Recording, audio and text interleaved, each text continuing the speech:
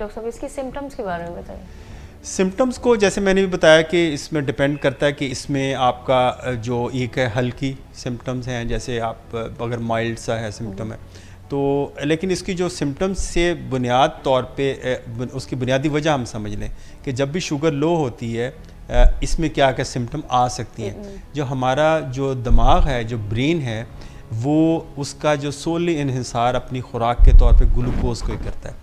अगर हम ग्लूकोज की सप्लाई ब्रेन को कम कर देते हैं तो ब्रेन सबसे पहले इफेक्ट होता है।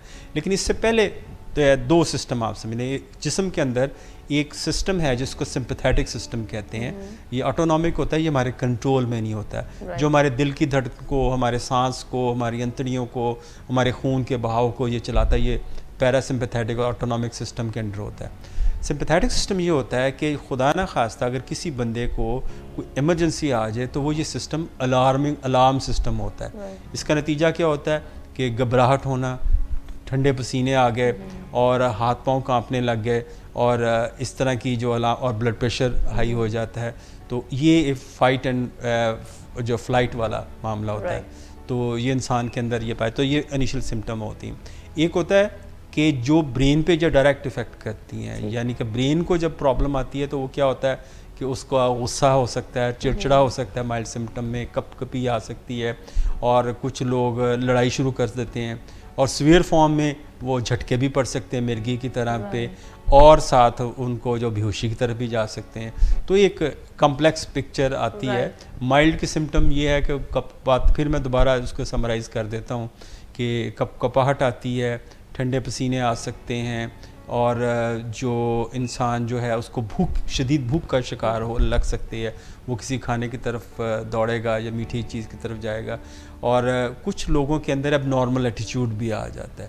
शदीद में इंसान को चक्कर आ सकते हैं, बेहोशी हो सकती है और झटके, मिर्गी के झटके की तरह फिट्स भी पड़ सकते हैं। और एब्नॉर्मल एटीट्यूड में लाइक चिड़चिड़ापन, गुस्सा। हाँ, देखिए आपने बहुत सारा देखा होगा ना कि कुछ लोगों के अंदर, आपने जब रमज़ान मुबारक होता है तो जो रोज़ा खुलने से पहले आप बाज़ार और गली में जाएं, गली कूचों में जाएं, तो बहुत सारे लोग जो है लड़ाइयाँ कर रहे होते हैं, एक दूसरे लड़ रहे होते हैं, वो ट्रैफिक कभी फंसी हुई होती है, एक दूसरे को मरने पे तुले हुए होते हैं। तो बेसिकली वो शुगर लेवल नीचे की तरफ हुआ होता है, तो ये रिफ्लेक्ट हो रहा होता है अब नॉर्मल बिहेवियर की तरफ। अगर कोई डायबिटिक फ़र्द घर में लड़ाई कर रहा हो शदीद किस्म की और उसको उससे आ रहे हों तो उसकी शुगर भी टेस्ट कर लेनी चाहिए। सर रात को सोते हुए भी ऐसा हो सकता है? हाँ, सोते में भी देखें ये शुगर का जो है ना जो होता है कि ये आपको ज़ाहिर है जब इंसान सो रहा था। अच्छा, सबसे जो स्केरी चीज़ होती है वो नॉक्टर्नल हाइपोग्लाइसीमिया, यानी जो रात को शुगर लो होती है, वो बड़ी खौफनाक एक मरीज़ के लिए होती है कि आधी रात को इंसान सो रहा है और उसका ठंडे पसीने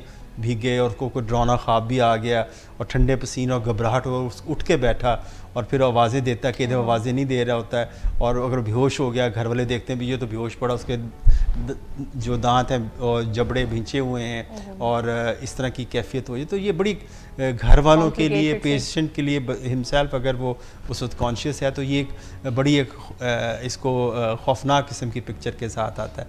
तो इसको जो है ये बिल्कुल नींद की हालत में भी ये शुगर लो हो सकती है।